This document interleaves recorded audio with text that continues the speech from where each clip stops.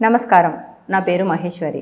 ఈరోజు మనతోని ప్రముఖ జ్యోతిష్య పండితులు, దేవి ఉపాసకులు, వాస్తు జ్యోతిష్య పండితులు వేలూరి రవికిరణ్ శర్మ గురుగారు మనతోని ఉన్నారు. గురుగారితో మాట్లాడి ఈరోజు బోనాల గురించి చర్చిద్దాం.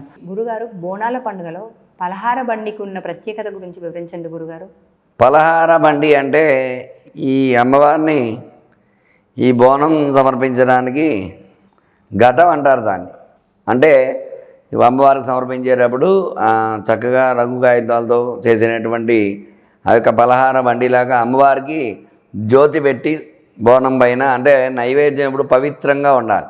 అంటే ఏ నైవేద్యం పెట్టినా సరే పవిత్రత అనేది ఉండాలి. కాబట్టి ఆ పైన చక్కగా దీపం పెట్టుకుని, బోనం పైన దీపం పెట్టుకుని, ఆ దీపం తల మీద, ఆ బోనం తల మీద ఎత్తుకుని చక్కగా అమ్మవారికి సమర్పించేంత వరకు కూడా ఆ పలహార బండి అంటారు దాన్ని. అంటే ఊరేగింపు ఉత్సవంగా, అంటే శక్తి కొలది, ఎవరి శక్తి కొలది వాళ్ళు చక్కగా ఉత్సవంగా చేసుకుంటూ ఊరేగింపు ఉత్సవంగా ఆ యొక్క పలహారాన్ని తీసుకువెళ్తూ ఉంటారు. అందువల్ల పలహార బండి కూడా అమ్మవారికి చాలా ఇష్టం. ఎందువల్ల అంటే ఈ యొక్క పోతురాజుతోటి ఈ విశేషంగా ఎప్పుడైతే ఈ పలహార బండి ముందుకు వెళ్తూ ఉంటుందో వీధి వీధి ఉత్సవం చేసుకుంటూ, ఎందుకంటే అమ్మవారి ఉత్సవం ఎప్పుడైతే చేస్తామో అమ్మవారి అనుగ్రహం కూడా అలాగే ఇస్తుంది.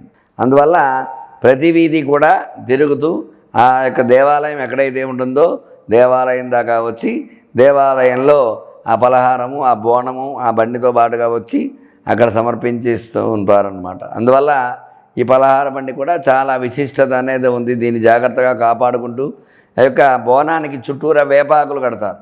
వేపాకు తోరణాలు అమ్మవారికి చాలా ఇష్టం కాబట్టి నిమ్మమాలలు వేసుకుంటూ ఉంటారు పోతురాజులు. అలాగే విశేషంగా ఇట్లా ముందుకు వెళ్తూ ఉంటారు కాబట్టి ఆ జోగినీలతో అందరితో కూడా ఈ పలహార బండి ముందుకు సాగుతూ ఉంటుంది.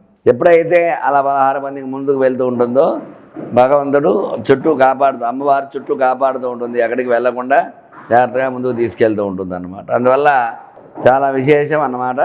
ఈ యొక్క పలహార బండి కూడా ఈ బోనాల పండుగలో చాలా విశిష్టత అనేది ఉంది. గురుగారు చాలా చక్కగా వివరించారు. ధన్యవాదములండి.